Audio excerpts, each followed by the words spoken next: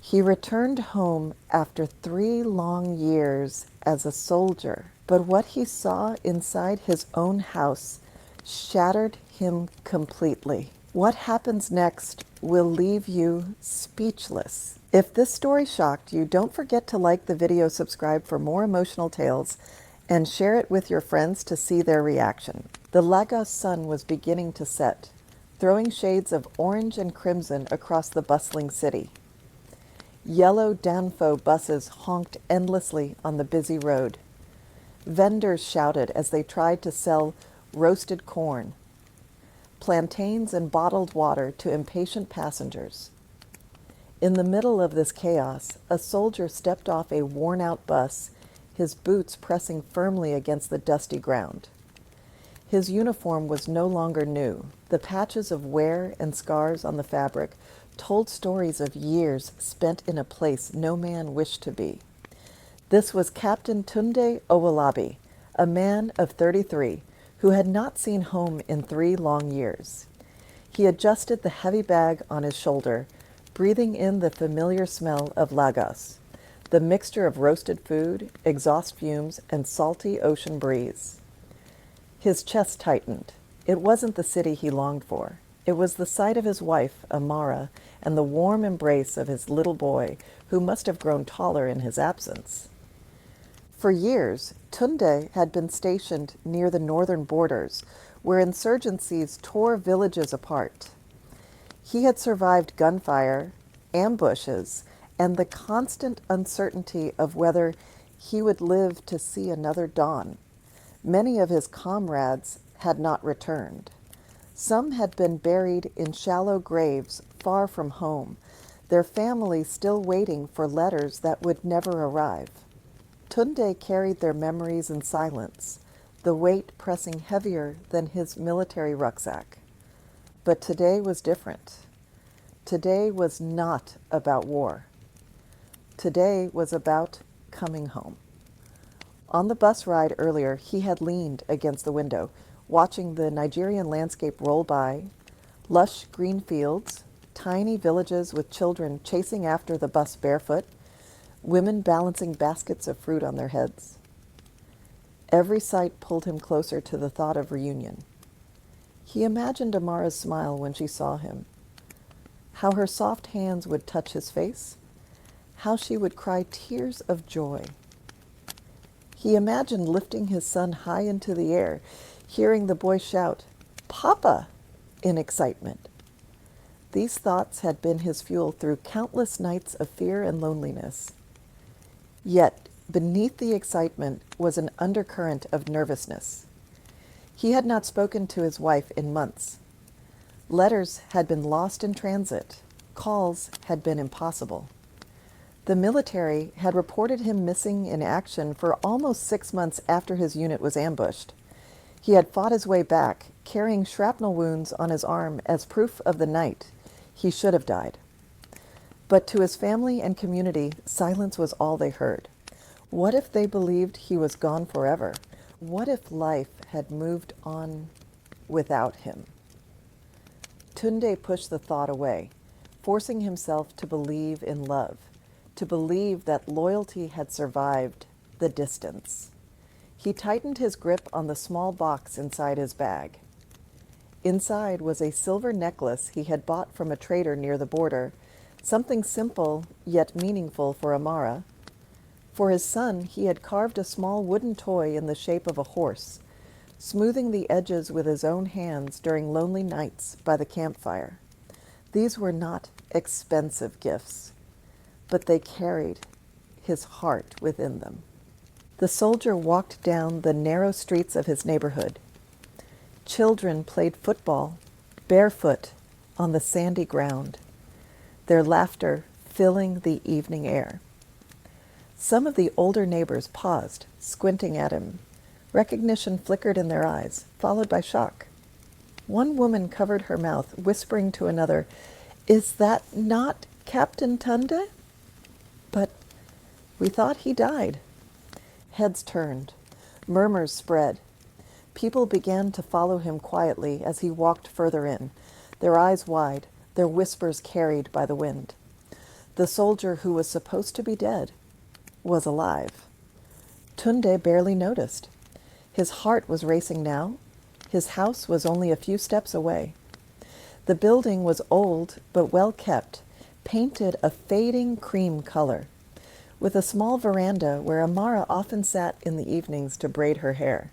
He remembered every detail. He stopped a few feet away from the gate. His knees felt weak. For a moment, fear held him back. He thought of bursting through the door, lifting Amara off her feet, embracing his son. But he wanted it to be perfect. He wanted it to be a surprise that would etch itself forever into their hearts. He took a deep breath. The voices of war fell silent. All that mattered now was this moment, the return of a husband, a father, a son who had defied death to come back home. As he reached for the gate, his hand trembled. He whispered to himself, "I'm home, finally." And with that, he pushed the gate open. The rusty gate creaked open, its hinges complaining as if even the house itself was surprised to feel his touch again. Captain Tunde stepped into the compound, his boots crunching against the gravel path. The smell of hibiscus flowers planted by his wife years ago drifted through the air. They were blooming beautifully, untouched by time, almost as if they had been waiting for him. The veranda looked the same, yet strangely unfamiliar. The old wooden chair Amara used to sit in was still there, rocking gently in the evening breeze. For a fleeting moment, Tunde could almost imagine her there, her laughter echoing as she teased him, her hands braiding her hair, her eyes filled with love. His heart tightened. He placed his bag gently against the wall, wiped the sweat off his brow, and stood there in silence, just staring at the door. This was the moment he had dreamed of on countless nights in the trenches. He imagined opening it and Amara rushing into his arms, weeping with joy. He imagined his son clinging to his legs, shouting, "Papa is back! Papa is back!" The thought warmed him, and a faint smile crept across his face. But then another thought lingered. What if they believed he was dead? What if Amara had moved on? He shook his head, forcing away the doubt. Love could not vanish so easily. Their bond was too strong. Or at least, that's what he told himself. From inside the house came faint noises, the sound of movement, the clinking of plates, and then laughter. Tunde froze. His heart leapt. Could it be Amara playing with their son? Or maybe neighbors had come over. His excitement surged. He wanted the surprise to be perfect. Instead of knocking, he decided to wait and peek in through the window first. He crouched slightly, moving quietly toward the side, just like the soldier instincts taught him. His heart raced faster with every step. The voices grew clearer, and then he heard it. A man's voice. Deep, familiar. Tunde's chest tightened. He leaned against the wall, pressing his ear closer. The laughter grew louder, but it wasn't the innocent laughter of a child. It was something else, something intimate. His stomach churned, and for the first time in years of facing bullets and bombs, Captain Tunde felt fear of a different kind. Still, he pushed himself forward, his body trembling. He peeked through the small opening in the curtain. His breath caught. Inside, in the dimly lit living room, sat Amara, his wife, the woman he had dreamed of for 3 years. She was dressed in a simple wrapper, her hair tied loosely, but she was not alone. Beside her, leaning close, was Chike, Tunde's childhood friend and neighbor.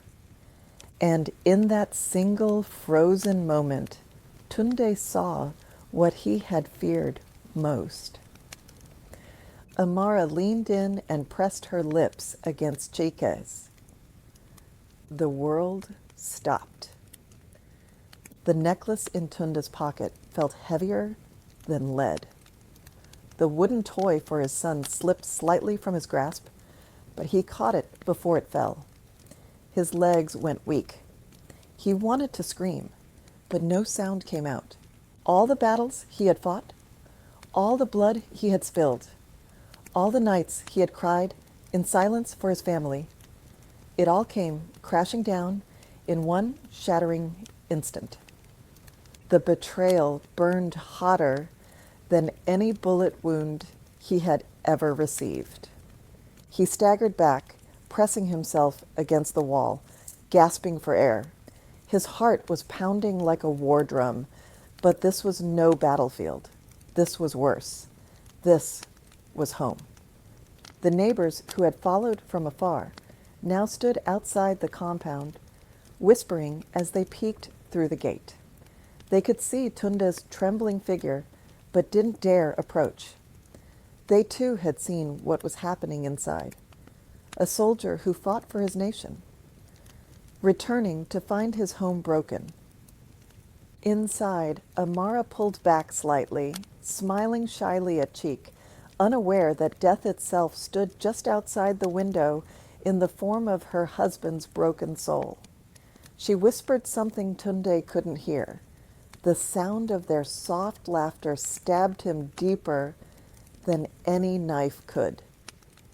For a moment, Tunde thought of barging in, of grabbing Chike by the throat, of demanding answers. His fists clenched. The veins in his neck stood out. Rage surged within him, begging to be unleashed. But another part of him, a quieter, more wounded part, froze him in place. He wasn't sure what was worse, the betrayal itself or the fact that he still loved her despite it. Tunde took a step back, his boot crushing a dried leaf. The sound was louder than thunder in his ears. The movement caught the attention of a little boy who had been playing near the street. The child looked up at Tunde and gasped, recognizing the face. "Papa," the boy whispered. The word sliced through the night. Tunde spun around, his eyes wide, his body trembling. His son stood there in the doorway of the house, small, fragile, holding a half-broken toy car in his hands. The boy's eyes filled with tears as he dropped the toy and ran toward Tunde. "Papa!" he shouted this time, loud enough for everyone to hear. The sound pierced the laughter inside. Amara froze. Chike looked up, confused. The door creaked open fully, and Amara's eyes landed on the impossible sight. The soldier she thought had died, standing in the flesh, staring at her with eyes that burned with both love and betrayal. Her mouth opened, but no words came out. The toy horse in Tunde's hand finally slipped, falling to the ground with a hollow thud. And just like that, the homecoming he had dreamed of for 3 years turned into the beginning of his deepest nightmare. Silence fell over the compound like a heavy shroud.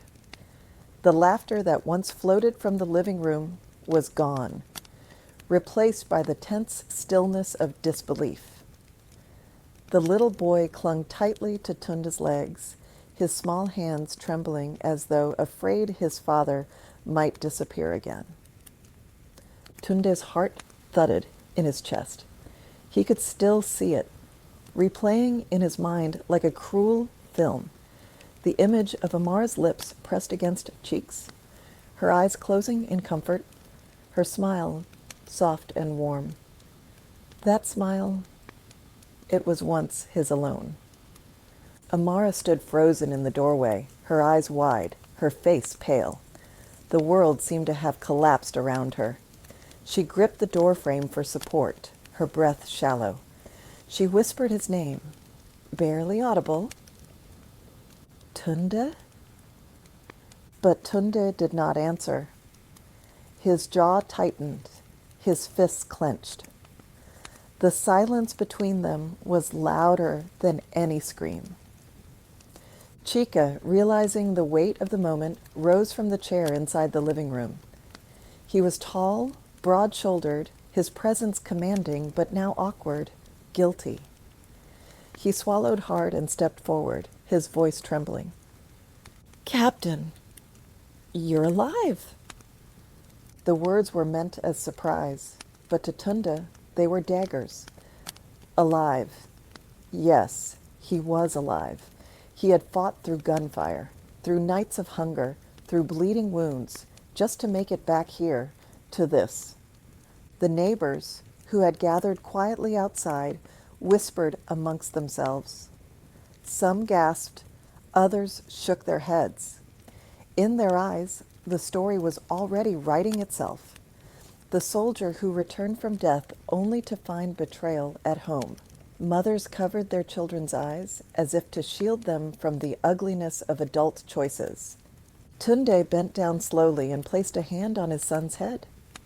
The boy's innocence was like a shield against the storm brewing in his chest. He stroked the child's hair, his voice low and broken.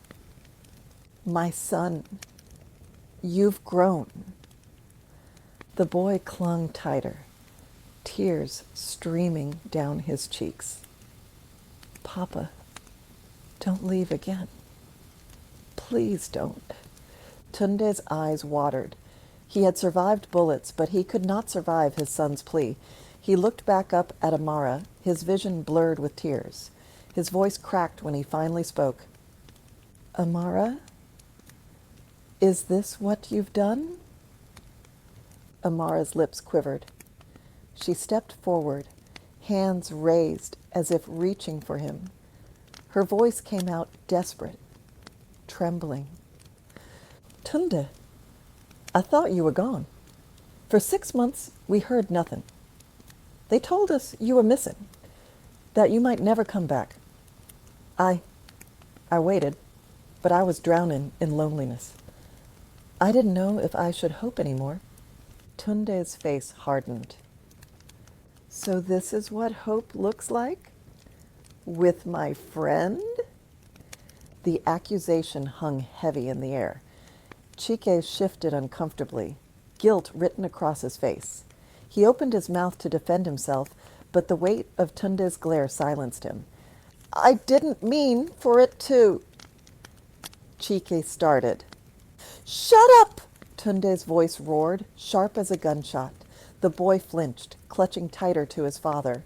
The neighbors outside gasped, some backing away, others watching even more intently. Amara broke into sobs, her hands shaking. "Please, Tunde, you don't understand. I was weak. I was lonely. Chike was there. He helped me when I was falling apart. I never stopped loving you. I never stopped loving me?" Tunde cut her off, his voice trembling with rage and grief. "You kissed him in my house, in front of my child. Tell me, Amara, was that love too?" Her sobs grew louder. She covered her face, sinking to her knees. "I'm sorry. I'm so sorry." The boy's confusion deepened. He looked at his mother, then at his father, then back again. His small voice broke the tension. "Mama, why are you crying?" "Papa, don't be angry. Please, don't fight." His innocence was salt in Tunde's wound. How could he explain betrayal to a child who only wanted his parents together? Chike finally found his voice, trying to step forward. Tunde, listen. I never wanted this. I only stayed close to protect them when everyone thought you were gone. One thing led to another. But before he could finish, Tunde lunged forward, grabbing him by the collar. Years of discipline as a soldier kept him from throwing the first punch, but the urge burned inside him like wildfire. His eyes were bloodshot, his voice low and dangerous. You call this protection? You call this loyalty? You were my brother, Chike. My brother. The neighbors gasped louder. Some rushed to intervene, but none dared step too close to the furious soldier. Amara crawled forward, grabbing Tunde's arm, her sobbing voice pleading, Please, please, don't do this. Not in front of our son. Tunde's grip tightened.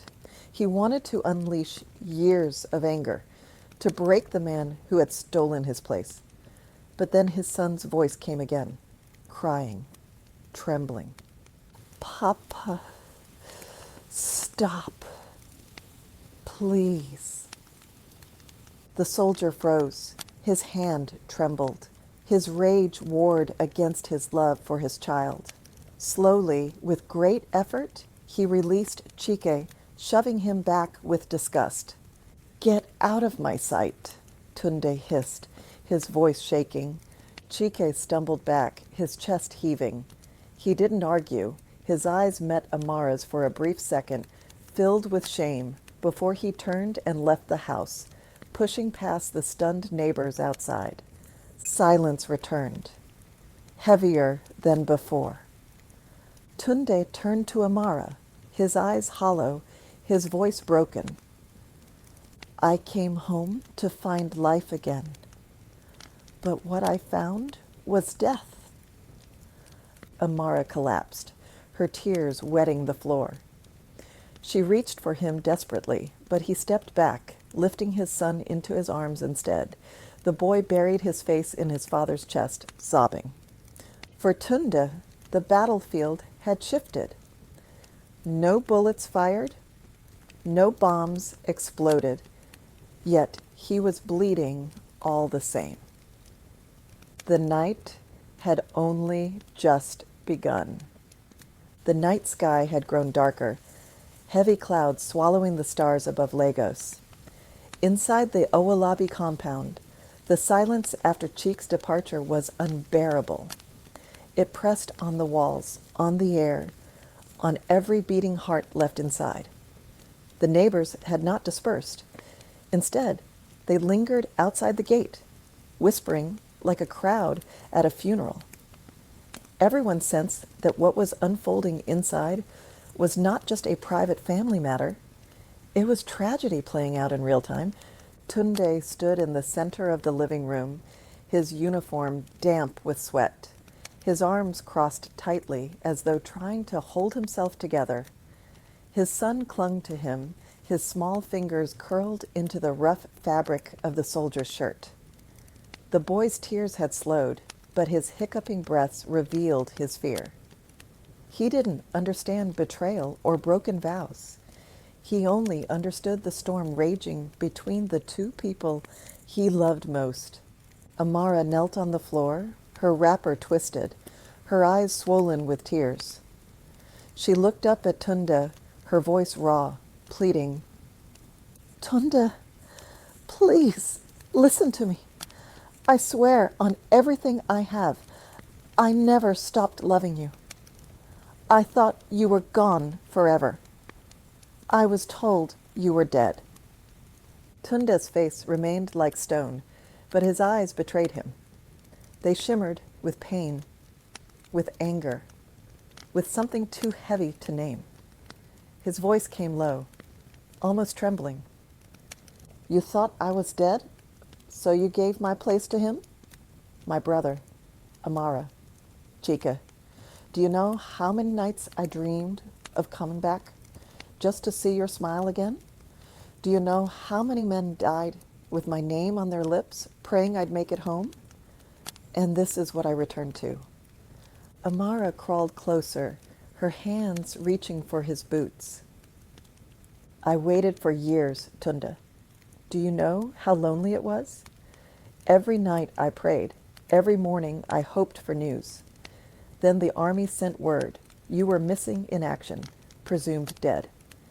They buried other wives, Tunda. I thought I was already a widow. Her voice cracked.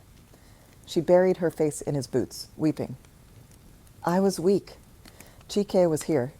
He helped with our son. He brought food when there was none. He fixed the roof when it leaked. He became the shoulder I cried on, but I never meant for it to go this far, I swear. Tunde pulled his boots away sharply. His jaw clenched so tight, the veins in his neck strained. He turned his face away, his eyes glistening. His son looked up at him with wide, tearful eyes. Papa, Mama is crying. Don't leave, Mama. The child's words sliced deeper than Amara's confession. Tunde pressed his lips together, fighting the storm inside him. He paced across the room, running his hands over his cropped hair. The soldier in him wanted structure, discipline, clear answers. But the husband in him was drowning in a flood of emotions he could not control. He stopped, turned sharply, and faced Amara again. Do you know what loyalty means, Amara? In the battlefield, loyalty is what keeps you alive. A soldier depends on his brother. If he falters, you die.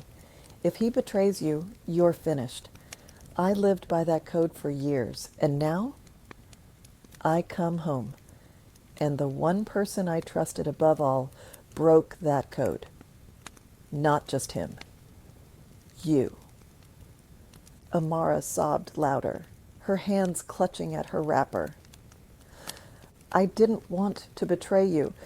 I didn't plan it. I was just so alone. I'm not as strong as you, Tunde.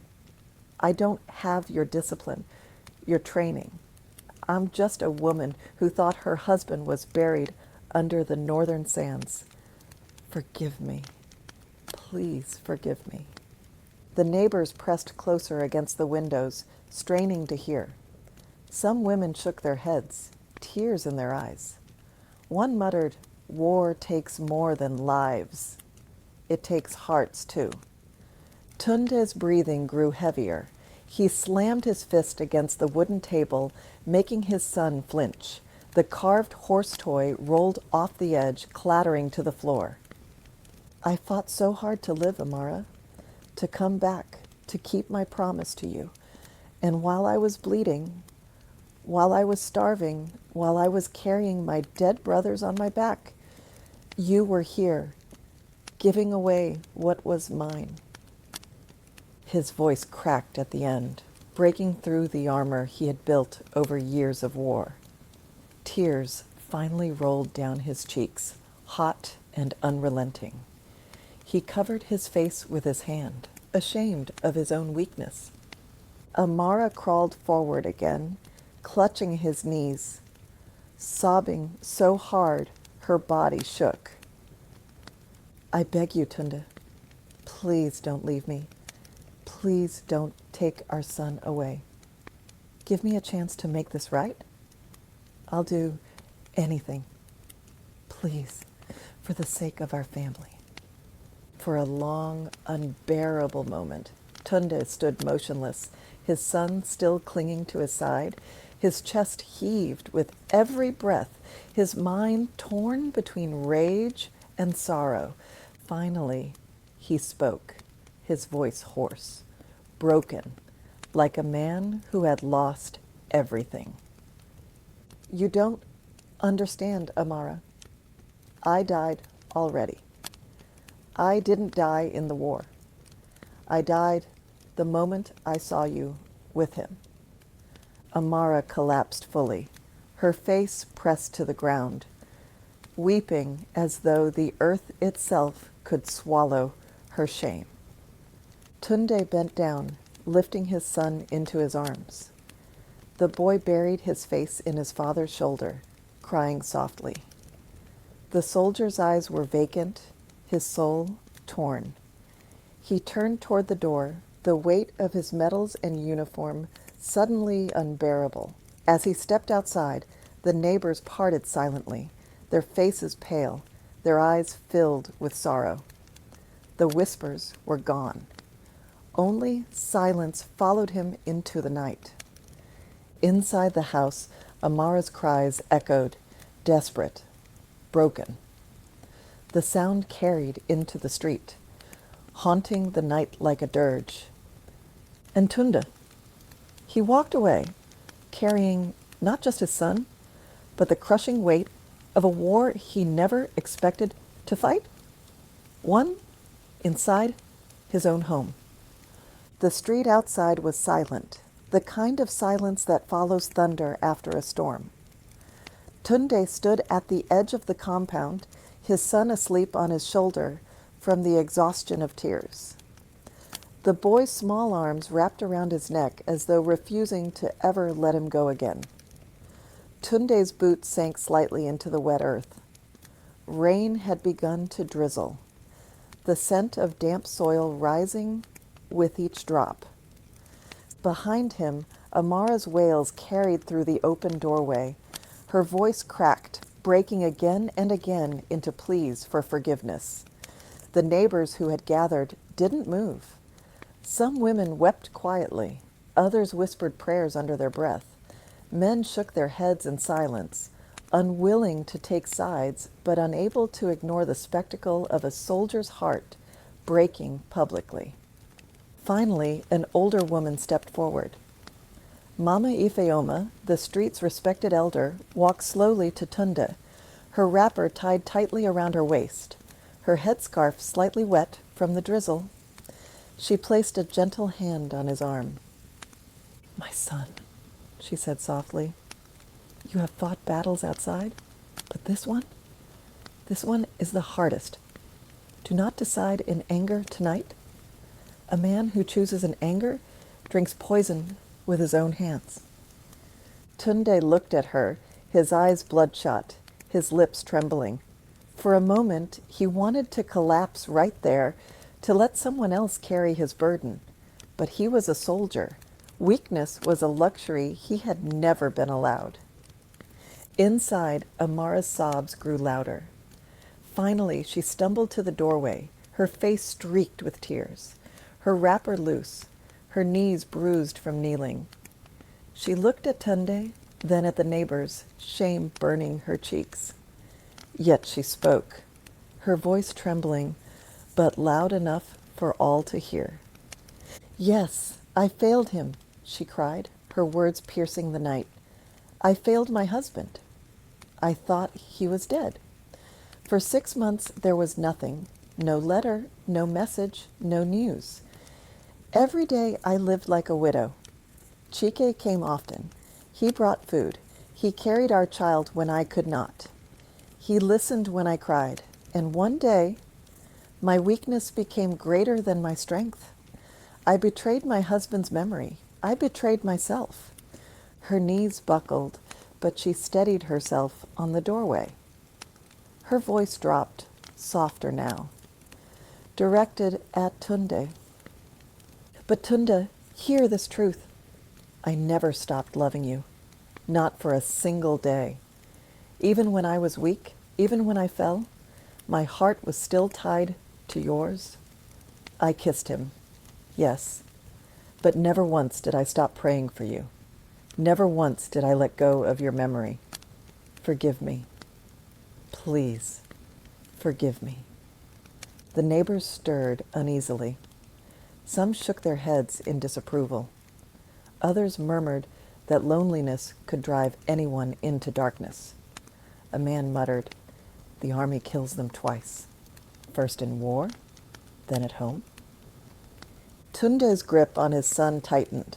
He felt the boy's small breaths against his neck, innocent and steady.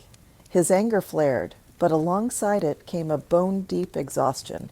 He had carried rifles, marched for days without food, survived bullets tearing through his skin, but nothing compared to this. This was war inside his soul. He turned slowly to face Amara, his voice low, shaking. You say you never stopped loving me, but love is more than prayers, Amara. Love waits. Love fights. Love endures. When I was in the desert, bleeding, it was love that kept me alive.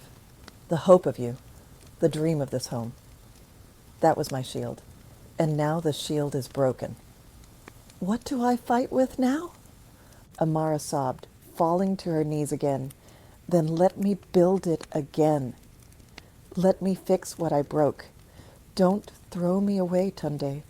Don't destroy this family. The boy stirred at her voice, waking slightly. He rubbed his eyes, then looked at both parents, confusion clouding his innocent face. Mama, Papa, please don't fight. Can't we be together? Please. His words fell like rain on fire. The neighbors wept silently, for the child's plea was too pure for a world so cruel. Tunde shut his eyes tightly. He wanted to scream. He wanted to forgive. He wanted to forget. He wanted to turn back time and walk into his home 3 minutes earlier, before the kiss, before the betrayal. But reality was cruel. Time only moved forward. He opened his eyes, staring at Amara. His voice was firm now, though his heart trembled. I don't know if I can forgive you. Not tonight. Not now. The wound is too deep. You took what was mine and gave it away, and you did it with my friend. That is a scar that will never heal. Amara collapsed again, her forehead pressing to the wet ground. Even if you never forgive me, I will wait. I will wait a lifetime for you, Tunde, because I still belong to you. The neighbors murmured louder. Some pitied her, others despised her, but all eyes turned to Tunde. The soldier who returned from the grave now held the power of life or death, not of bodies, but of love. He looked at his son again, the only light left in his broken world. He kissed the boy's forehead gently and whispered, almost to himself, maybe I survived the wrong war. Then, without another word, he turned and walked down the street, the rain soaking his uniform, his boots splashing in the puddles. The crowd parted in silence, watching him disappear into the shadows. Amara's cries echoed behind him, carried by the rain into the night. The rain did not stop that night.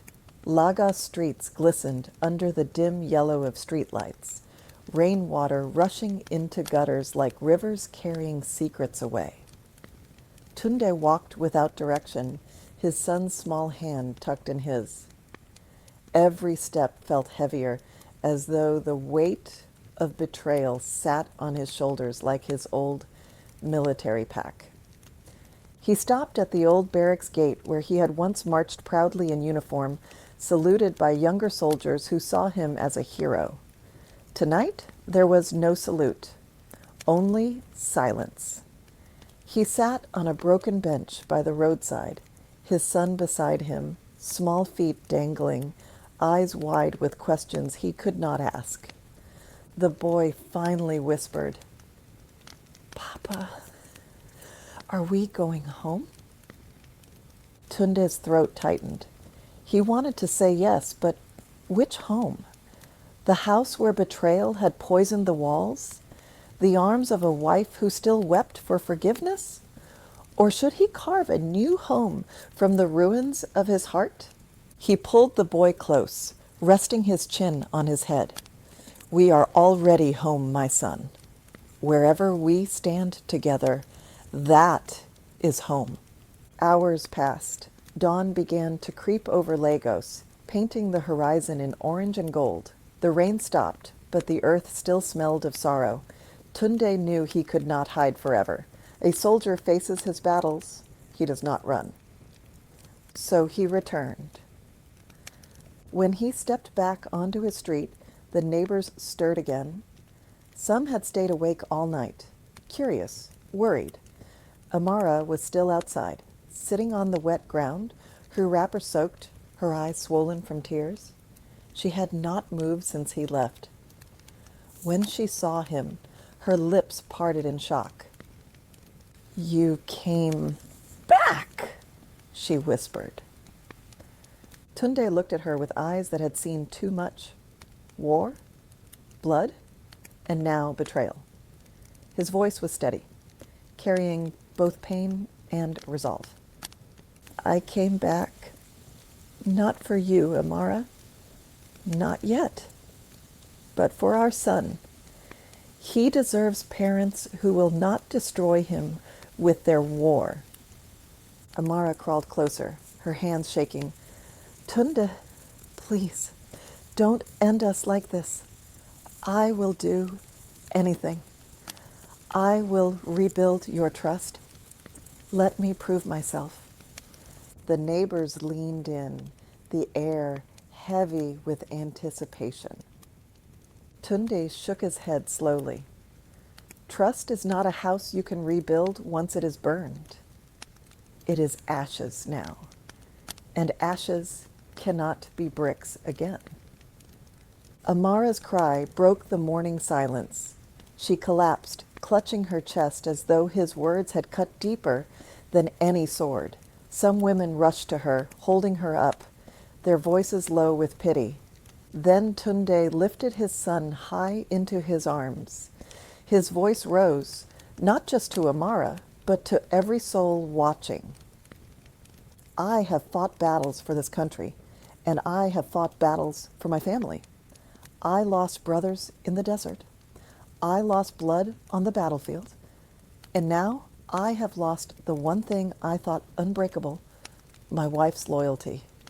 But hear me, I will not lose myself, and I will not lose my son." The crowd murmured, some nodding, some crying. It was not just his story anymore.